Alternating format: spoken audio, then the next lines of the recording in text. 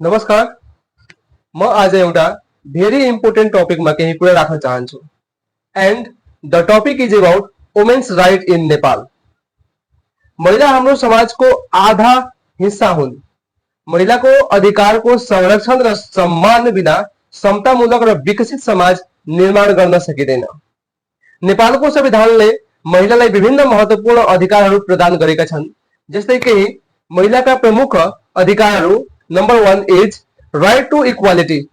महिलालाई पुरुष र समान व्यवहार र समान अवसर पाउने अधिकार छ।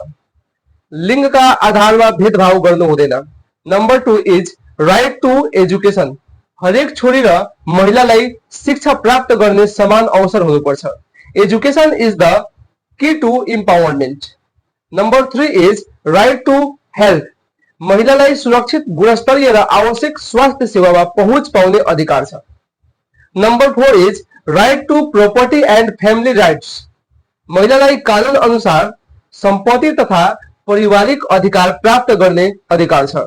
Number 5 is right to work and equal opportunity. महिलालाई आफ्नो क्षमता र रुचि अनुसार काम गर्न तथा समान अवसर पाउने अधिकार राख्छिन्। Number 6 is right to participations. महिलालाई राज्यका विभिन्न तह तथा सार्वजनिक जीवनमा सहयोग हुने र नेतृत्व गर्ने अवसर हुनुपर्छ। Number 7 is right to protection from violence. महिलालाई घरेलु हिंसा, यौन हिंसा, दुर्व्यवहार, शोषण र अन्य प्रकारको हिंसाबाट सुरक्षित रहने अधिकार छ। Number 8 is right to dignity and respect. हरेक महिलाले सम्मानपूर्वक र मर्यादित जीवन बाँच्न पाउनुपर्छ। Number 9 is right to motherhood and reproductive health. महिलाको मातृत्व र प्रजनन स्वास्थ्यसँग सम्बन्धित अधिकारको सम्मान र संरक्षण हुनुपर्छ। Number 10 is right to social security. कानुनले व्यवस्था गरे अनुसार आवश्यक अवस्थामा महिलाले सामाजिक सुरक्षा र संरक्षण पाउने अधिकार राख्छिन्। हामीले याद राख्नुपर्छ कि a girl is not a burden, she is an opportunity. छोरीलाई छोरासँग तुलना गरेर होइन, समान अवसर दिएर अगाडि बढाऊ।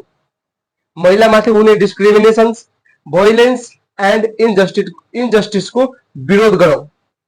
हाम्रै घरबाट समानताको सुरुवात गरौँ। छोरीको शिक्षा, महिलाको सम्मान र समान अवसरलाई प्राथमिकता दियौ।